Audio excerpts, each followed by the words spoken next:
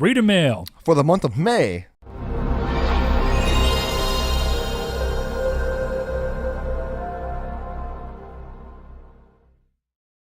Hello and welcome to Triangle Squared, a PlayStation podcast. I'm your host, Brett Beck, and alongside me, Mr. Saul Bridges, bringing you lucky Reader Mail episode for the month of May. With a computer Okay, hold on. I know how we'll Windows do this. Updating I know right how we'll now. pull this off. Okay, so winner, chicken dinner. And our winner, chicken dinner for this bonus episode is brought to you by Mr. Corey Crash Hickerson. Do we do that every episode? I thought it was Triangle Yeah, Square. no, that's a new thing now. This is still Triangle Square. Well, no, I mean like episodes. Yeah, no, we're still Okay. going to do it because we're a winner chicken dinner podcast, and that's how we're going to keep doing things. So, and then the next one will be for the next episode. So we've got a list. Funny name there. Remember, if you play any of those kinds of games, you can send in so that you can be the sponsor and bring us our winner chicken dinner at the beginning of every episode. But in case you don't know who we are, which I find it odd that you would be here again, like we said last Reader Mail, we are Triangle Squared, a PlayStation podcast. We normally come to you with a full episode on Mondays at 10 a.m. PST, 12 p.m. CST on YouTube or podcast services. If you watch us on YouTube and you like what we're doing, give us a subscription. Hit that little subscribe button and that bell so you can see the, when we post videos, and Saul punches laptop, which is... Like button. Yeah, and then like the video just to boost our egos and make us feel slightly better about what we do. Saul, if you listen to us on podcast services, you should give us a review. Let us know how we're doing. Get our numbers up there, and of course, we just like getting feedback from you, polite fellas. We've read a couple of them. They're so nice and glowing, and we appreciate it. You should circle the mailbox on this thumbnail and then put like a big old arrow to it, being like secret. Like all those clickbaity thumbnails on YouTube, dude, Sure. They're terrible. Sure. No, we'll do Reader Mail as Illuminati. That's how we'll pull people into this. It'll be false advertising. I found the worst YouTube channel I think I've ever seen. Oh, the one that posted that Who is Jay video? No, that's Selkin HD or Selkin Python HD, my man. But no, it's a I can't think of what it's called. It's a guy who does nothing but clickbait videos, and I can't tell if his voice is a robot or if it's him talking. Oh, I think I've seen this, and it bothers me too. 'Cause I'm like, is this like Microsoft Sam or is this a person? I clicked on the video thinking, I was like, okay, this is actually one of those stupid clickbait things that I don't care. I just want to know why that picture's there. Like, I want to tell you that there's a surprising number of tech YouTube channels. Whenever my computer crapped the bed this past week and I was really trying to figure out what was going on, I was looking at a couple of YouTube videos to try and get me past errors that Windows was giving me that I've never seen. And a lot of them are just people who have a really ridiculously long over-the-top intros for their videos, and then it goes into a Microsoft Sam voice telling me what to do. Dude, and then it's like OBS recorded fixing a problem. It's very odd. I don't know. There are some really good YouTubers out there for that though, that fix computers. I gotta find this video though, because it's like a penny stuck in a car handle. And I was just like, and it was like, stop these thieves from stealing your car with these tricks. And I'm like, what does a penny in the car door handle has to do? I don't care. Like, my car is not going to get stolen. Because if somebody's tried to pull on your handle. I've seen that trick before. But Saul, this is Reader Mail episode, not figure out what YouTubers we like best episode. So are you ready to get into some questions? We can. We can. Saul's laptop is pointless. I don't even know why he has it open. I think he's just wanting to see when he kills it. Can I be a tablet too? Can you? Oh, man. No. Oh, man. For How I Met Your Mother fans, Saul is now the Blitz. Saul, you'll understand one of these Don't days. get that terrible joke. Excuse you. Saul and Weebro. What's up, Corey? Long-time watcher, first-time writer. Question. I've heard Saul talking about doing a Dirty Man speedrun of Dark Souls. As a fellow speedrunner, I'm curious, what got you into wanting to do a speed run, and if this could be a special Saw Plays episode we see someday. Corey, thank you for writing in, buddy. Thank you. And actually, thank you for Facebook messaging me and then telling me that he had Reader Mail. That's exactly how he did this. And I was like, for my wee bro, I'll make an exception. Yeah, I was like, not really our typical form of entry, but yeah, not our MO, worked. but we'll do it. So, Saul, what made you want to do this Dirty Man speedrun? And go ahead and explain to everyone, including myself, what a Dirty Man speedrun is. Because a Dirty Man speedrun is not trying to break any record. It's just trying to set a goal for yourself and doing it. So that you continue to iterate upon. Kind of. Yeah, so I've gotten to the point now where I could beat Dark Souls 3 in one sitting. And it takes like 7 hours. And you did that with Bloodborne as well, didn't you? I did Bloodborne in a little bit longer. Okay, but you did it in one run. right? Oh, well, no, Bloodborne was also disjointed. Like, I literally sat on my off day and played Dark Souls 3 after I did the Souls play on a new character, and I beat the entire game. And it was like 4 o'clock, and then it ended up being like I think 10:05 or something that I'd beaten the game. Okay. But actually, I think Titan Souls was the one that got me into it because there was a trophy for beating the game in less than 20 minutes. And that kind of opened me up to like cool speedrun stuff. But not only that, but when Bloodborne came on PS Plus 2 months ago, it was kind of a thing of like watching, I can't think of his name. He's a speedrunner. There's an IGN video of him beating Bloodborne in 34 minutes. I linked it last time we talked about it, but it was super cool. And I was like, that's really cool. And so I kind of watched people do this. And there's 2 people that I really, really, really enjoy. I think one name in my head is wrong, but his name is it's not Ezekiel, but it's something similar to that. And then there's a guy named Lobos Jr. Lobos Jr. just does a lot of crazy stuff, but he's done speedruns too. But what I have plans for, and this is something that I'm not talking with Brett about, I actually mentioned before we recorded this, and something I want to see if we could do. So, Brett, what if, I don't know what episode of Sauce Play this will be, because this will be a completely new thing. What if one day during E3 week, I'm on vacation, one day that either you get off work or you can have off or something, maybe Saturday or Sunday, you come over to my place and we will sit down and just hang out with people on Twitch, and I will beat the entirety of Dark Souls 3 in that one sitting. So like 6 hours of hanging out, eating snacks and stuff, and then interacting with people on Twitch, and then beating Dark Souls 3. Let's do it. Because the reason I want to do it this way, there's a thing called YouTuber luck, Let's Player luck, streamer RNG. I've heard it a couple times. I promise you, I've never died this many times on Dark Souls 3 as I have. Oh, yeah, but now you're playing. And now I'm playing and talking while I'm playing. It's because, you're being distracted, and you also kind of know that you're going to be a little bit scrutinized. It's just the second Elgato comes on, it's like, let's screw up. Because I'm telling you, when I did this little like Dirty Man's thing, it's like, what was it, Tuesday? And I beat it in one sitting. I died 3 times. I counted it. And I'm just like, this is ridiculous. I can't believe you've done this to Dark Souls 3. But yeah, so like that's pretty much it. Was that a little shout out to the I can't believe you've done this. Yeah, but if you guys are interested in something like that, if you guys will participate and come hang out with us for something like that, I don't want to take up all of Brett's time. So like Corey will. I know Corey will. I figure I could at least get like 2 or 3 hours in, then Brett come over and then spend the other 2 or 3 hours hanging out with me and everybody on Twitch. Man, I'll spend 6 hours with you. I don't get to see you that often anyway. But I thought it'd be something fun. It came to me as an idea the other day. I actually think I mentioned it when I was playing Dark Souls of like, I'm just going to sit here one day on Twitch and beat everything, and Brett's going to hang out with me. And I was like, that's actually a good idea. That's actually a plausible idea. As long as Elgato and stuff works with Twitch and my internet doesn't crap out. All right. Well, good. That sounds good. Corey, you go be there for that because you missed the last live episode, and you you sobbed in my what do they call it? I guess my messenger bubble on Facebook. And Corey, but we missed you, buddy. I need you to download Discord if you don't already and join us on Discord, because it's only right now me and Josh in the Dark Souls chat, and like we need more people. Like come on, we need more people. Specifically in Dark Souls, our Discord's doing fine. Yeah, our Discord has enough people, believe me. But did you ever? We could use no, more. I'm not gonna say it on air. Never mind, because there's an action you can do in Discord that sends people to your Discord as like a joke. If you put @here. I don't know how it does it, but apparently it opens the floodgates and like thousands of people come into your Discord.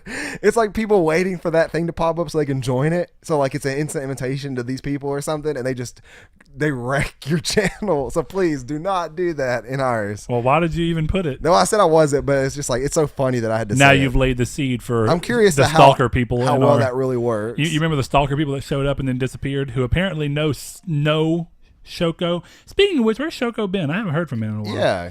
We'll find you, Shoko. Okay, next question. What plat are you most proud that you have, and what plat don't you have that you want? My most proud would be either Dark Souls 1 or Kingdom Hearts 2. The one I want is Final Fantasy 14 that comes to us from our boy Josh Ayers. That's a good question, because Final Fantasy 14 would take a lot of time, I would think. We've talked about it a few times. Most proud of continues, because we've been asked kind of that version at least a few times, is Terraria. And that's more because of the fact that I stayed that dedicated to it. The plat that I don't have that I want is really, and I don't know why I don't do it because I love the series. It's just I guess it goes against playing it the way I really love to. I don't think I have it in me to get any of the Kingdom Hearts games. They're just too grindy for what they are. The Kingdom Hearts ones I'll say is one, but here's what it really is. And Liam knows my sad state on this.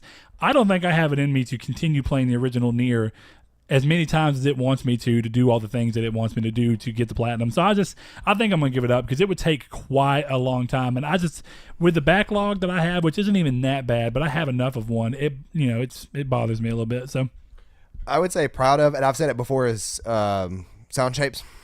Because that one and Bloodborne are my two favorite. Because Bloodborne was my first one, Sound Shapes. But when I want all of the Dark Souls, like I want to go to the next gen, and have every single Dark Souls 1, 2, 3 all platted out. It's a Soulsborne series. Yeah, I want. Hopefully, because I already have Titan Souls. Hopefully, that Demon Souls remake that's probably not going to happen. But then I'll just need to get the. We'll live a dream. All right, let's see. What do we have here? We have an L2B bonus question. That's how we're doing this. Hello again, fellow Triangle Squareders. I like that. Where is your HP bar at right now? Any game-related poison item that would make your health bar go down? Any health regenerative items, small and large items? Which food items would you bring to a boss fight? It's an interesting question, mainly because I guess maybe I'm understanding it a little weirdly. Saul, what do you take on this? What's this? So I think what he means is like where we are right now.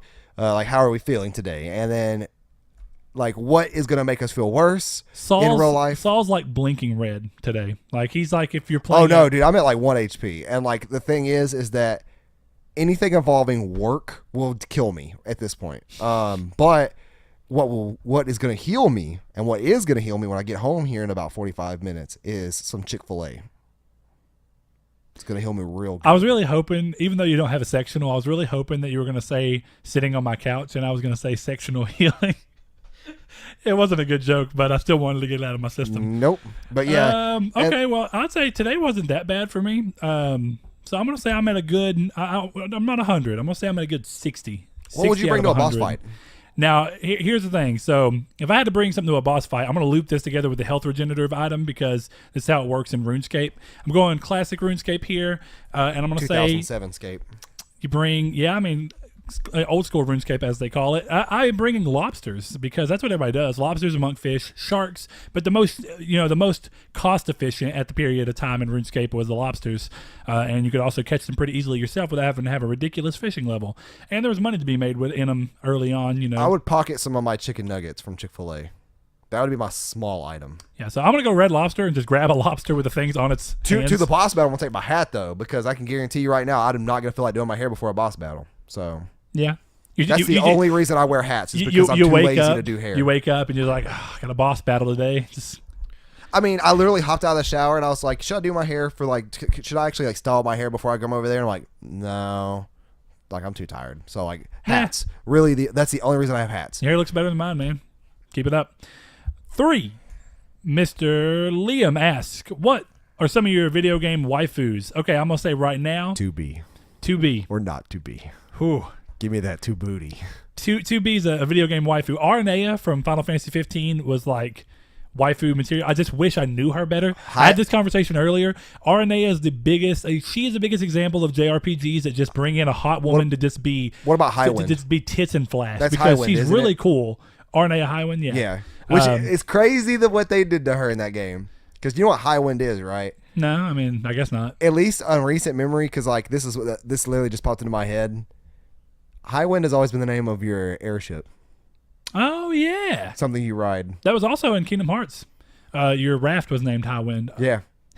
Yeah, you get it now, don't you? Anyway, man, I'm telling you, that's it. I have said that the biggest thing to me about that game, as much as I did actually like that game, there's a couple of characters that just weren't fleshed out enough, and I think Aranea was used as a throwaway, like, oh, she'll just be tits and flash. See, not tits and ass, tits and flash, because she's cool. She's got a really cool like art look to her, like her armor's tight. She has a really cool fighting style, but she's also obviously scantily clad. So yeah, 2B or she serves the fan service that you normally have. Kara has been getting me on some Detroit. I'll say I like her quite a bit. It doesn't hurt the Valerie Curry, the actress that does. They're both robots. She's very attractive. They're both robots. That's a good point. But you're a very weird person. I was joking. Other waifu that I just think is a funny joke was the doll. The doll from Bloodborne. Oh yeah. But I bet you that's one of Liam's favorites. More seriously, I'm trying to think of other girls that I just like Yuna that from really 10. hit me. Got a soft spot in my heart. I like Raven a lot, but in terms of like waifu, that I just feel like I'd be able to sit Raven from Gravity Rush. I think it was Teen Titans. No, I mean, Raven from Teen Titans is cool, but she's not a video game waifu. No, but I really like Kat's, like, in terms of if it was going to be my wife, like, if that was really where I was going with this, I like Kat because she's just got like a cute calmness to her. Raven seems like she'd be the one who, like, she tells you to wash the dishes and you're like, I'm tired, and she just slaps you upside the head, and I don't need that in my life. I really thought you were talking about a cat-like person. And I was like, we're finding out some weird stuff about Brett today. Until I realized I'm trying to think of other ones. I know that there's one name. I'm going to... it's funny. I said that about Raven, but then I really do like Kaine, despite the fact that apparently in that game world she might be a man. I don't really... That's a thing about... Isn't she also like 14? Kaine? Yeah. No, I'm talking about the original Nier. She's a foul-mouthed... Is she in no. Automata? Get it out of my head. No, she's not in Automata at all, but she is what the androids are based off of look-wise. That's been confirmed. Well, no, I know that. I'm just... Yeah. No, man, she's like super scantily clad. If I could reach my Nier case from here, I'd show you. No, I know what she looks like. She wears like that little white she is not outfit. 14. I don't know why I thought she was like 14 or 15. Whether or not it holds true in Gestalt, which is what we got, the American version of the original Nier, in Replicant, she's like trans, right? She is for sure trans. Yeah. And there's there's undertones that I can pick up on that are trying to be like obvious about it in the original. In the original game for even the American release, but they don't just come out and say it. So I know that I'm literally going to miss one as soon as we're done here, and I don't know who it is. So those are my recent ones, and I'm just gonna have to stick to it. Ryan. Our boy Ryan, God, dude, I've not talked to Ryan or Josh in a while. I mean, Ryan or Josh, well, Josh too, but Ryan, Josh, or I was talking to Ryan the other day. Austin, John. But anyway, Ryan asked Onrush impressions because he did not get around to playing. I put that back beta. in there because we talked about it on the podcast, but I talked about the fact that I missed it, or I didn't get to play it the night I expected. So this is gonna be all Onrush. I mentioned it a little bit last episode. Onrush is a little different than what I was really hoping for. I was really wanting more of a traditional racing game where there is a point A, point B that you're trying to get to, and I love the MotorStorm series. Yes, I know that racing games are not necessarily innovative, but when they're done really well, I enjoy them heavily. So Onrush isn't quite what I was expecting in that thing. It's more like a hero shooter as a driving game. It's an objective-based driving game. So you drive and there is no start or finish. It's like Splatoon, right? Somebody's told, like, Sean, I think Sean described it as Splatoon, but I don't know if that was the game he was describing. But I would say that, like, it's objective based. So, like, you're driving. It's like, okay, the objective this round is to drive through these gates, but you also got to keep the opponent team from driving through the gates, and that's something that you have to kind of like, okay, well, do I miss the one gate to hit this enemy, this opposing team player, blow him up so that he misses the next 3 gates, but then I still hit the other 2, so I'm still 2 ahead of him, technically speaking. And like it's kind of like a weird game of constantly changing on the fly what you're really doing, and I like it, and it controls really well, and it's 60 frames per second, which it controls very smoothly. It's very pretty, and it's 60 frames per second even on the original PS4, which is really surprising. And on Pro it's still 60 frames per second, but at a higher resolution. I want to say 1440, but I mean it's really fun, and I definitely love the guys, and people are different things about it. I thought Drive Club was actually a good game. Maybe not perfect, and it was delayed too many times. And by the time that it got out, yes, I mean it should have been a little bit more, maybe for how long it took. Real pretty. I loved it though. It was a really good mix between realistic and arcadey, which I like because it really contrasts itself well against Gran Turismo, which is not arcadey at all. So I mean. Ryan and me have already talked about it. I'm probably going to buy the game just out of sheer support for the developer because I really did like most of the games that they made. I loved all of the MotorStorm games on PS3, and I liked Drive Club a lot. So, I mean, it is what it is, but I'm glad to just support the developers more than anything. So, we're going down numerically. Sure. Okay. Yeah, I'm just kind of doing it. I can't wait. We're almost done. 5. At what point do you think a game producer, developer, needs to hang up the yearly release and start supporting the games as a service? Like Call of Duty started really going downhill at Ghost. If the engine doesn't change, why release a new game? Just support it with quality DLC already. This comes from our boy Dan Groobs, Toxic Gecko. I don't think they ever will because, not because they can't, But like what Brett was saying with Destiny 1 to 2 is because you can't sell DLC at $60 for most of the time. And well, then you can't hype it up. But it's got to be more than your typical DLC. And what they do is they ride this fine line, and it's another thing that Diablo did, even if it was a good game. They ride this fine line of giving you a full game that's really a lot of content at $60 and then having you pay $40 for a DLC that's less than a quarter of the content of the game that you got. And I think that there's something to that. I mean, you stand to make more money making less content, and on a games as a service, it adds up that you're covering. You're with long-term support. You're bringing more people into your game, so there are benefits to this. You're bringing more people into this game, and it is cheaper to make more content on the same engine than constantly try and reiterate and do more groundbreaking stuff. Kind of like what we saw with the same engine being used and the same similar assets, if not the same assets, used on New Vegas from Fallout 3. It made that game cheaper to make, but it still sold extremely well. And people like it better than 3. Or a good chunk of people do. I'm one of them myself. But with that being said, there is the argument to be made that the DLC costs that much to cover the cost that you're not having to pay for a subscription. I don't quite agree with that because another example of that was making the Necromancer DLC for Diablo $15 or $13 for one character. Not even like a couple of new level areas, but not a whole new chapter like they did with which was still overpriced at $40, but like they did with the Ultimate Evil Edition when they added Reaper of Souls.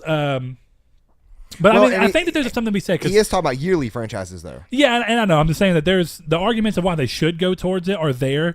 The other thing Madden, is that Call of Duty. They give the yearly games like Call of Duty and Madden. Now, maybe not Madden in the sports games because a lot of those studios are actually the same studio iterating on the game within a year, and then have probably a back studio optimizing the engine change that they inevitably do on the third game. Like they tend to do. Typically, if you skip 2 and you go back to 1, you'll tend to get noticeable differences on yearly games like this, So like if you played Ghost and then you didn't play another Call of Duty until Infinite Warfare, there was an obvious jump, technologically speaking. Which a lot of people are giving Black Ops 4 flack because they're like, it looks like Black Ops 3.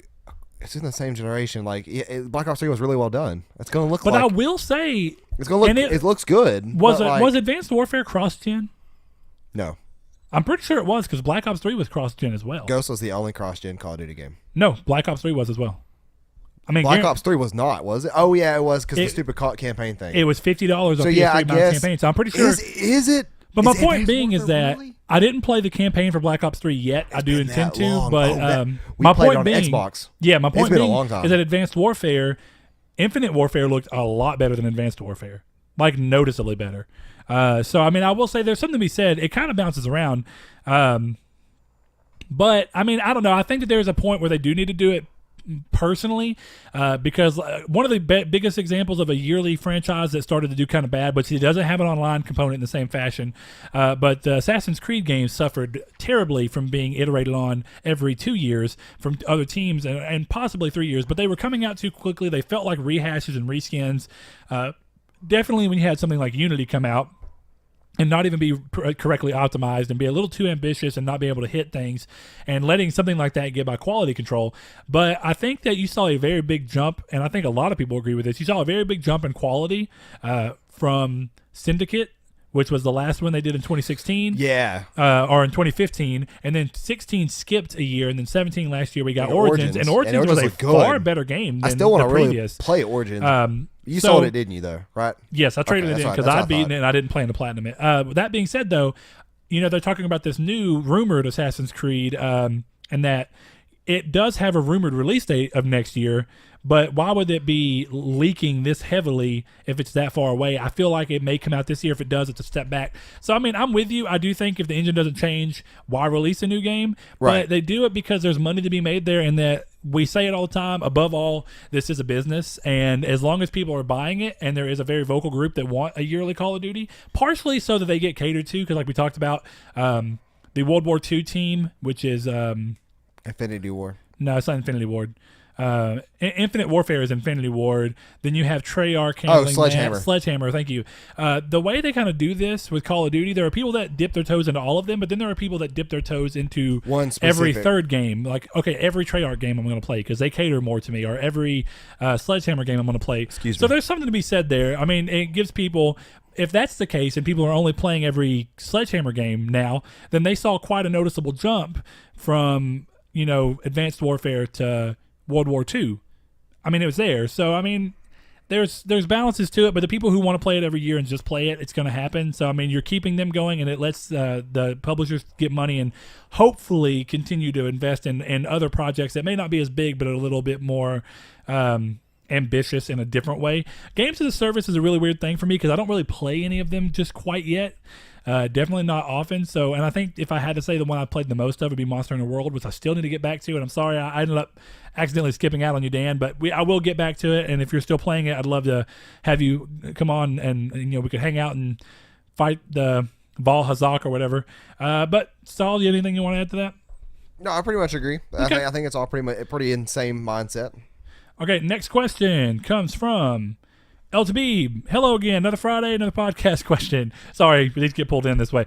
Which game had you spending the most amount of money on game-related things? DLC, micro, transactions, merch. Keep up the great work.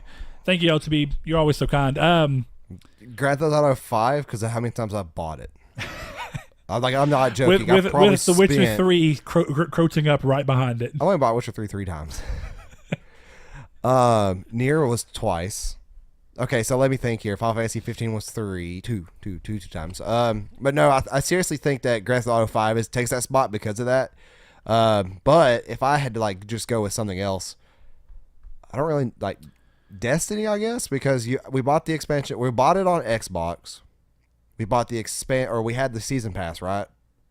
I ended up buying it as soon as right the day before you ended up selling your Xbox, really randomly, quickly, and be like, oh yeah, I'm not playing Destiny anymore. And I was like, well, this sucks. I never did that. Yeah, you and Blaze both did it. We just played. We played so much and grinded so much. We expressed our feelings when we were grinding, but because that's when the grind was real. But so yeah, Destiny. I think Destiny 1 because we bought the original one on Xbox, and then we bought the collectors. The Taken King Season 3, Year 3 collectors. You and Blaze did. I did not. I just want to say that. Yeah, you did. Because you played it. I did not play until Iron Banner. I mean, not Iron but Banner. You bought, sorry. But you bought the thing that came with all of them together. That's what I'm talking about. Well, yeah, but at the very end. So I'm talking about. But you bought both. What do you mean both? You bought Taken King, and then you also bought the DLC for Rise of Iron. That's what I was trying to say. I didn't buy Taken King. I just bought the expansion. Well, I know, but I'm saying you spent more overall in it than I did. But I will agree, I did spend, by the time that it was said and done, I did spend a lot. But, I'm going to take this very different direction because he was kind enough to include merch. And if I had to say... Kingdom Hearts, man. I've bought so much This man has Kingdom 4 Hearts Kingdom Hearts stuff. keychains at least. I've had tons of Kingdom Hearts shirts.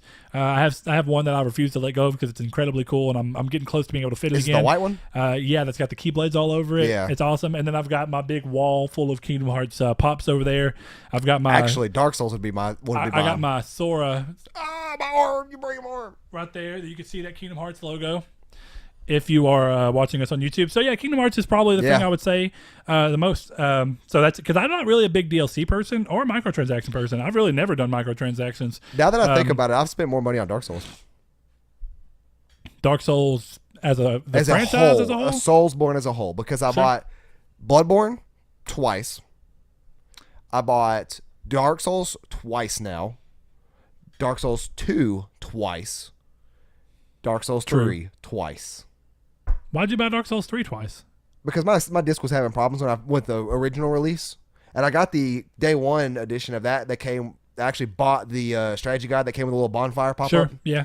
But it was having disc problems, and that is not a game you don't have disc problems in. So I can't remember if I traded it in until John, because it was Jonathan I talked to about, and I told him that my disc is messed up, or if I threw it away. I think I threw it away. Huh? But yeah, so actually probably the Dark Souls series. That's an interesting one. Okay, we're gonna break these last two up because the way we worded them the way we ordered them ended up having Josh have two in a row. Josh Shoop. So we'll break them up with a different Josh here in a minute. Josh Shoops is what? Are you talking about because the email and that one? Yeah, because Josh Shoup has the May email, and then this Gotcha. one that found its way here. And then we also have Josh Drago. So in this one, we're going to say, let's see. With us now having Detroit Become Human out there, another story-driven game with critical choices, who do you think truly does it, choose your own adventure, does the choose your own adventure best? Telltale's great, but damn, do they need to update. Word that. Yeah, they do. But I really have to give it to Don't Nod and Deck 9 for the Life is Strange games. Between the incredible soundtracks, very relatable characters, and solid storytelling, I think that they are the best experience when it comes to choose your own adventure. So this is what I'm going to kind of say. I'm going to say... Of the three, Telltale's the weakest. Now, I will say Telltale this year... Doesn't mean they're bad games. Telltale this year, with Guardians of the Galaxy surprisingly being better to me than I really expected. Batman, and Tales of the Borderlands being as good as it Season 2 was. being way better than I expected. Tales of the Borderlands being great. Wolf Among Us being great. They have... things, but here's the thing: their stories are great. The gameplay is not. It's one of those things. So yes, I mean, eventually Detroit and Heavy Rain and Beyond. I'll say they're Beyond my is the best worst, so far. right? But Detroit and Heavy Rain to me have the best gameplay, but that's very closely followed. If Heavy Rain. Well, it's very closely followed by Life is Strange, though, because Life is Strange takes a lot more cues from Heavy Rain and basically the Quantic Dream style by giving you way more nicely done control of your character. And part of that's because they came into it later than Telltale, and they chose to do a whole new engine. They're coming in with this new engine later, so they were able to do something differently, whereas Telltale continued to just try and push this same engine over and over and over and continue to iterate on it so they can try and keep their speed up, but they still have problems with speed. So it's one of those things. I mean, I like Telltale the best when I'm not doing anything but hitting the buttons of what to say. Whenever I have to fully control the game, I hate Telltale games. They are clunky. They feel like the animations are stiff. They feel like you shouldn't be controlling them. They just look so out of place. Whereas Detroit, for the most part, it looks beautiful. All the animations look very Quantic smooth. Dream and did a really good job with it. Heavy Rain, not now, but when it came out on PS3 originally, looked really good and played really well. And I still think it plays better than any of the Telltale games. If Heavy Rain is anything in comparison to Detroit, I will have. As someone who has played and beat both, play Heavy Rain. Because is it better? It's not better. Detroit is better. But it's on par. But it's really, really good. Okay. I'll play it. You'll have to look over a little bit of the age that's going to show through because the game is from 2010. No, trust me. But it's so good. I think if you're liking this one for the reasons you've told me you've liked it, you're going to love Heavy Rain. But I will say Life is Strange gets a lot of credit. I do, and of the people who are doing it, they are very close second to me. And if it wouldn't have been from Beyond being a little bit of a misstep for Quantic, I think they would have the crown easily. But instead, they have the crown with Don't Nod being kind of right up behind them, and then Deck 9 obviously with their Before the Storm game. Now we're going to move into a different question. This is from Mr. Josh Drago. Apodaca. I do not know if he wanted his last name on air. You don't know how to spell it, I hope. Sorry about that, Josh, in case that was it. He says, what's up, wannabe Kratos and Mr. Can't Keep Promises? Question. I bought a gaming laptop in October, and it's great, but I haven't been playing with it since I bought Cuphead. I'm always on PS4, and it's hard for me to make time for my gaming laptop. How can I make time for it, and how do you guys make time for your other consoles/handhelds? Thanks, and don't be sorry, be better. I actually really love the ending on that. Yeah, I'm going to say it just the same as, like, you play your PS4, just play it instead. Okay, so I'm gonna say this. I actually sympathize a little bit more with him because I have a very capable gaming PC, even more capable now. Yeah, which I bought it for different reasons. To be fair, right. I like keeping a well spec computer up to date because I do render and stuff. I do render and I do recording and stuff musically occasionally. So I do want a computer that can run really well and render without problems and keep up with most of the CPU intensive stuff that I do, but. I do have a very capable gaming PC, and this laptop is not a slouch either. It's not a gaming laptop per se, but it can do quite a bit gaming-wise. But I find it so hard to pull myself away from PlayStation, and it's a number of reasons. I find that I have a hard time moving away from PlayStation because if the game is available on both, I just want to play it on PlayStation because it's more comfortable. It feels more at home to me with the controller, even though you can use the DualShock 4 with a little bit of tinkering on the PC, fine. It depends on the optimization too. Sure, and then I think the other thing comes down to if I can play the game on PlayStation and get trophies for it and have that drive to want to keep playing it. Trophies are a strong pull. Because here's the thing, what I love about trophies is that they and yes, I guess at the cost of normal replayability that games used to offer, but a lot of games that wouldn't normally have replayability they have more shallow replayability. I'll say that, like Omen Sight. I wanted to go back and replay some of it so that I could do the platinum because I really enjoyed the game. Whereas if I played that on PC, even if I would have enjoyed the game, I wouldn't have played after beating it. I would have been done with it. And I think there's something to be said there. Trophies pull me more to get more value out of the game because I tend to play the game longer, which ends up working out because, like Detroit, I think it's worth $60, but I know a lot of people wouldn't. But it's even easier for me to justify my $60 because I'm going back and playing through every scenario because the game did it well enough to make me want to do that, and because I want the platinum. Again, the game was well enough that it wanted me to drive for the platinum. So there's that. But I think, one of the biggest things is find the games on the PC that you just can't play on PlayStation, which is rare these days. But go to Steam. There's a lot of good ones, though. Go to Steam and look and find the games that you can't play. Cuphead. Find some of the Xbox exclusives that Divinity. you not have played that are also available. Like, I do think, depending on the games you like, Josh, I don't know what they are, but I really enjoyed Quantum Break. Forza Horizon 3. If you like racing games. So what I mean is, you got to find the games that are not available, and you got to want them enough to just kind of do that. And then it has backwards compatibility potential too, which is what a lot of people skimp out on, is that a lot of times you'll be thinking oh, I wish I could play Dead Space. If you have a gaming computer, go on to EA Origin and buy it. And I will say, I imagine that Josh is probably the kind of person like I am who keeps all of his old consoles. But, I think the handheld thing is another thing. Handhelds I'll break off separately from computers because computers are here in my same room. But I normally don't tend to play my handheld unless I'm in bed. Also, a thing to point out, too, is that a lot of people who have the idea of a gaming computer, we both use ours the same as we do with our... everything's connected on our desk. Some people will say that I can't do PC gaming because it's from a couch or it's not from a couch. Well, we don't do it from a couch. We don't game from a couch. Yeah, I game from this chair that I sit in, and I have a TV with my gaming TV and my PS4 are all over here, and then directly in front of us is my computer that we use our screen as a monitor. And that's exactly how mine's set up. There's that, and I think it depends. So there's a little bit of a barrier gone for us because we're not worried about couch. We're comfortable in the way we play games anyway. Handhelds are great, though, because they could be in a car, on a plane, and they could just be on the couch comfy time. That's my favorite way to I don't do it on the couch typically because it's not as comfortable for me, but I normally do it. So you want to know how I pull that one off? Handhelds, to me, I will make myself go to bed an hour earlier than I usually would from this game room, and I'll go sit in my bed. I'll pull the Vita out, and I'll just start playing it while I'm laying in bed and watching a show I've watched a million times, so that there's something background that's kind of making me feel like I'm multitasking, getting more done, and also relaxing in a weird sense. And since the handheld games tend to be that way anyway, they tend to lend themselves better than not having to worry about playing with sound. A lot of the time, I just play them without sound. I played Guacamelee entirely without sound. Which is weird, but that's how I play handheld games, unless they have dialogue. If they have real voice-acted dialogue. On my Switch, it's always audible but not loud. I see that. So, it's one of those weird things. You want to get your money's worth, and I have a computer that costs me more than my PS4 by far, but I get way more value out of my PS4 because it's the ecosystem I choose to dive into. And there's way more value other than gaming that you can get out of that. But PC. Find the games that you can't I don't know if you are, Josh, but say you're a fan of Diablo, right? Diablo is the only console game that's like that, but there's plenty of games like that. Torchlight 2, Path of Exile, that's free. Path of Exile. You have games like the Van Helsing game or whatever it is. It may not be Van Helsing. I may be thinking a little weirdly, but my point being, there's plenty of games on the PC that fit that mold. So find genres that aren't as represented on consoles that you like, that you haven't played a lot of, and go and find them on PC. And it's fun to play with keyboard and mouse too. It sounds daunting at first, but to me, it's fun. It depends on the game. Any first-person shooter on PC is keyboard and mouse for me. I will not choose otherwise. Yeah. So I will say though, the one thing that you may happen is that you may get a game on sale on PC for so cheap, because Steam does have really great sales. It does. That you'll play it on there, and then you're going to end up wishing that it was on PlayStation. If it is, you're going to wish that you would have bought it on there because you loved it so much. I did that with oh Lord, what's the name of the game? Saul, the puzzle game where you're.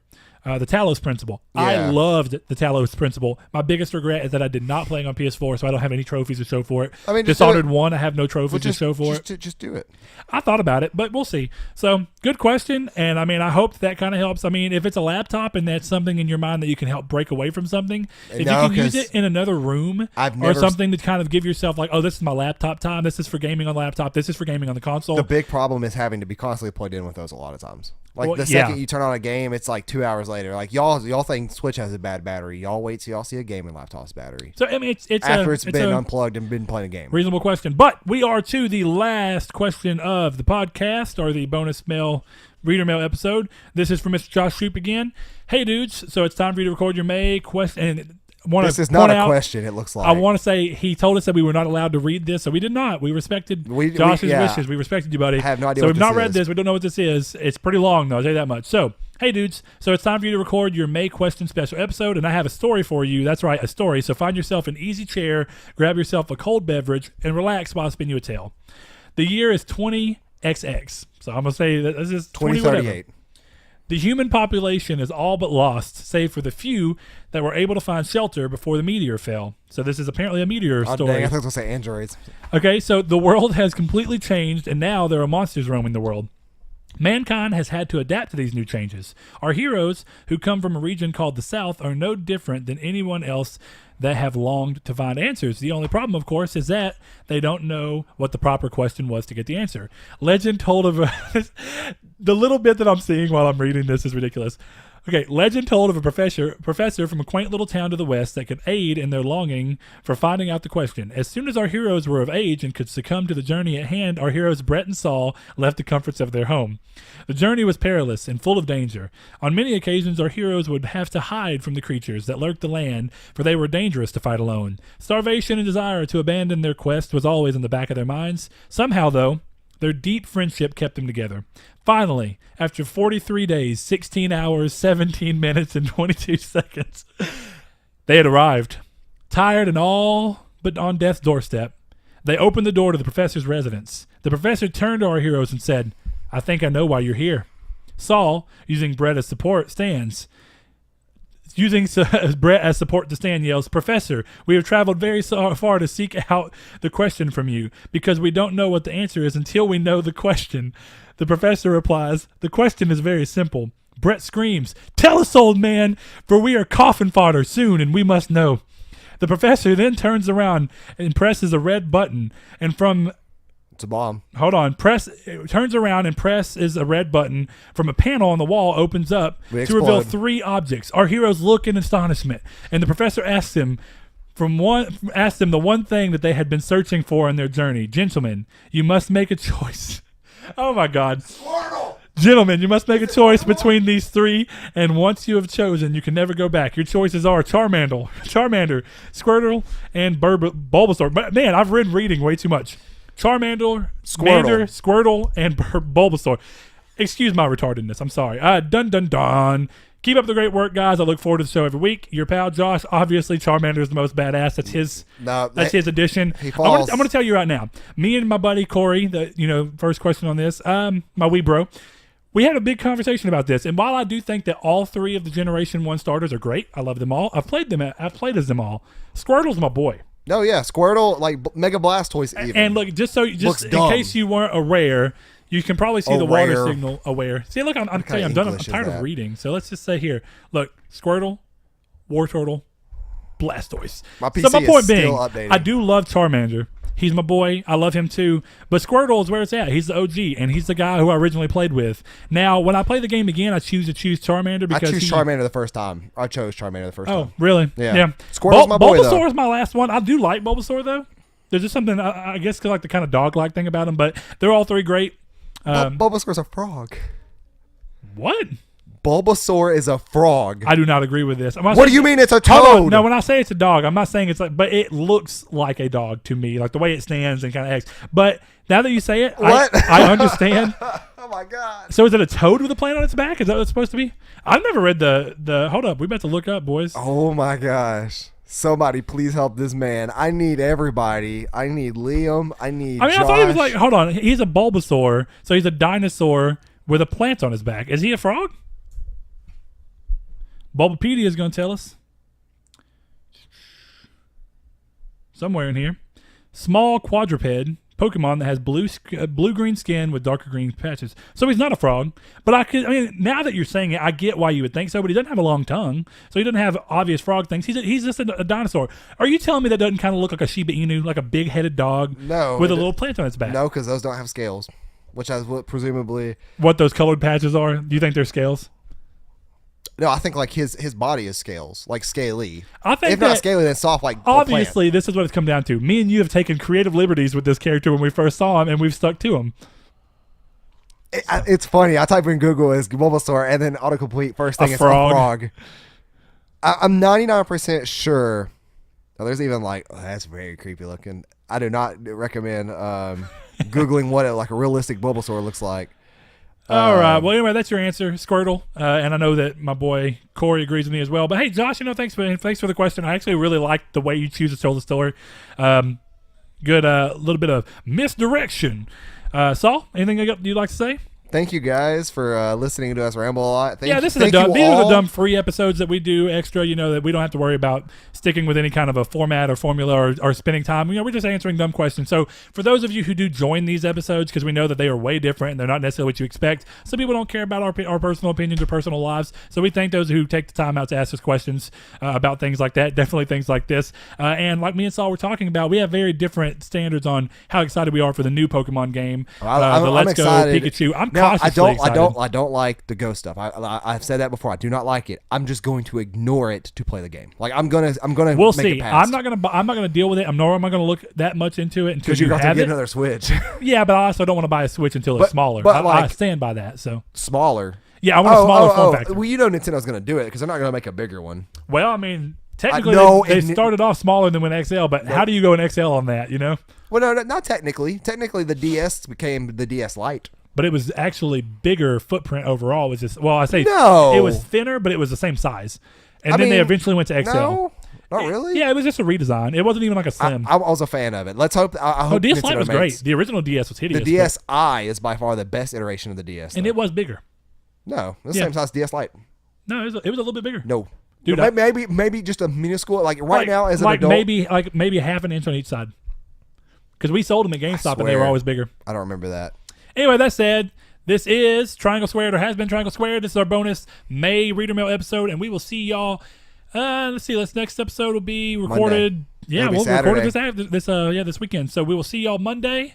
And thank you. Thank you guys, and thank you all for checking out Saul's Plays, premiering on Wednesdays at 10 a.m. Central Time, noon Pacific Time. Looky there. May change that, I don't know, but we can, Thank you guys.